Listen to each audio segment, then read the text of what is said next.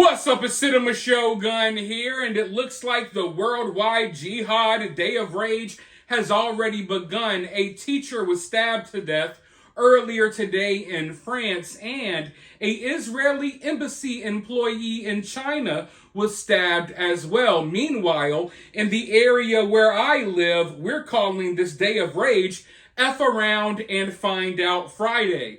I live down in the south. Everyone is locked and loaded and ready for something to pop off down here.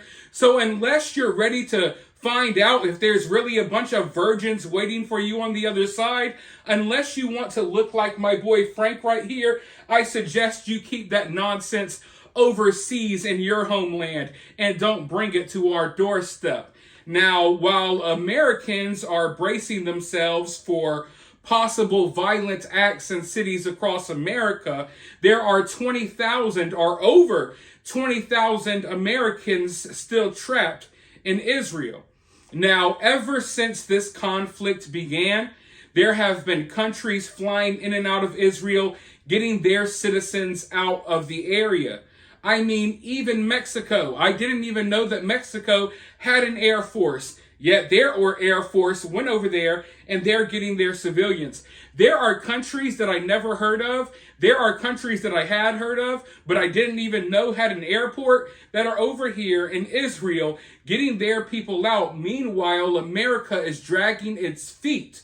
Now, regardless of how you feel about them, Governor Ron DeSantis, the governor of Florida, signed an executive order, and they're starting to send planes from Florida to Israel to get out American citizens. It wasn't until the governor of Florida made this move that the White House announced that today they're just now starting the process of hopefully getting flights over to Israel to hopefully get people out of there if they can afford it. Now, if you're flying on one of these planes that has been sent by Florida, your trip home is free. If you're flying on one of the planes provided by the White House, you have to pay your way to get out of Israel. That's how they are treating U.S. citizens. No other citizens across the world have had to pay to get rescued. But here in America, we're supposed to be the wealthiest country of all, the best country of all. Our citizens are having to pay for the chance to possibly be evacuated. Days and days and days after they should have already been evacuated. There's no excuse that we have third world countries over here evacuating their citizens. Meanwhile, America is the last country to step up and do something. Now, as far as the situation on the ground goes, Israel is not only dropping bombs in Gaza, they're also dropping pamphlets and leaflets trying to warn people to get out of the area before the real battle begins. The last few days we've been watching bombs drop, but this is not the worst of what is to come. The ground operation, which they have been saying is inevitable, may launch at any moment. Now, I told you all last night that the only good news that we're hanging on to is the fact that this ground operation has not begun yet. If somehow, some way, they don't go through with this ground operation, there's a possibility that we regain some sense of normalcy in the area.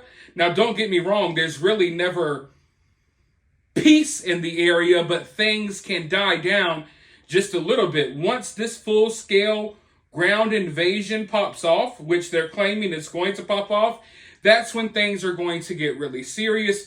We already have other countries, other terrorist organizations claiming that they're going to get involved if Israel does go through with that. Now, Israel is going to be fighting a fight on multiple fronts. We have Hezbollah that is now attacking Israel from Lebanon.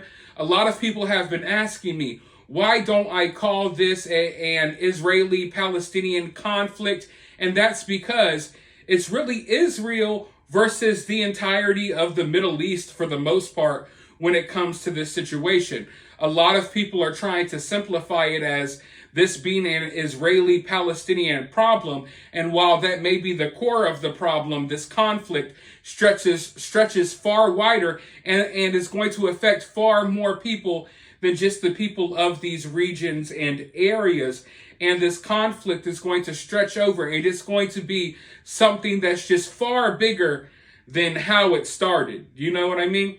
So to say that this is an, Israeli-Palestinian conflict, I just don't really, I understand where people are coming from, but my point is, in the grand scheme of things, this is so much bigger than that. Now, as far as this ground operation goes, I do know that Israel has conducted a couple of raids in Gaza already, but there hasn't been a full-scale ground invasion. But the fact that they're dropping these pamphlets from the sky, it kind of lets you know what they're about to do. And they have warned the UN that they need to find a place for all of these people to go if they do try to get out of Gaza, which we've been told there's really no way out for a lot of these people. And there's reports that Hamas is basically forcing these people to stay as opposed to evacuate. So they've basically given over 1 million people 24 hours to evacuate.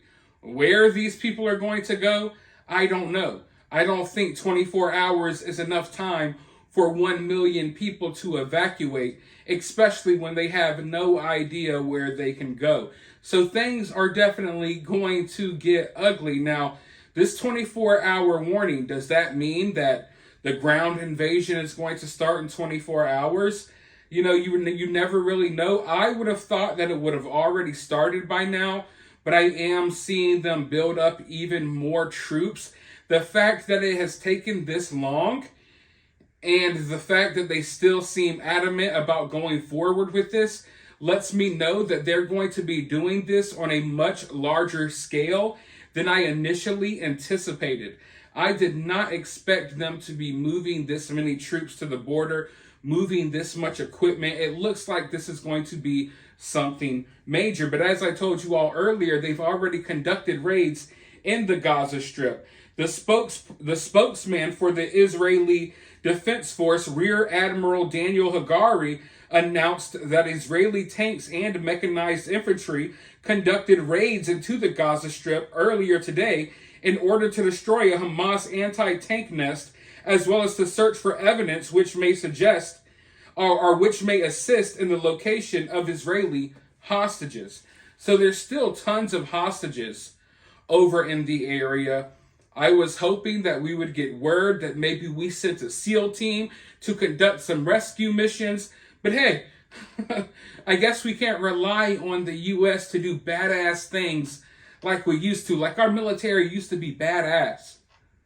You would hear these cool stories about rescue missions and things like that. But now we're sending charter flights to Israel, charging people an arm and a leg to escape a war zone. It's insane and it's sad, but that's the current state of the United States. And as I'm sitting down recording this video, reports are now coming across that America just gave Israel the green light to conduct whatever operation they see fit, wherever in the world, in any front, in any situation. And America is talking as if we're going to back them up if things get too ugly. So the green light from America has just been given. I'm not saying that Israel was waiting on that, but if they were, the green light has been given. So I would think that this ground operation is going to start soon. But then again, I've been thinking that for the past couple of days. So who knows when it's actually going to start, but they got the green light from America. Special forces have already been conducting raids into Gaza. So over this weekend, I'm assuming that we're going to start seeing things, get worse. But hopefully they don't. Hopefully they don't. But hey, let me know your thoughts down in the comments below. While you're down there, hit the thumbs up, hit that subscribe, ring that notification bell, and I'll talk to you all soon in the next video.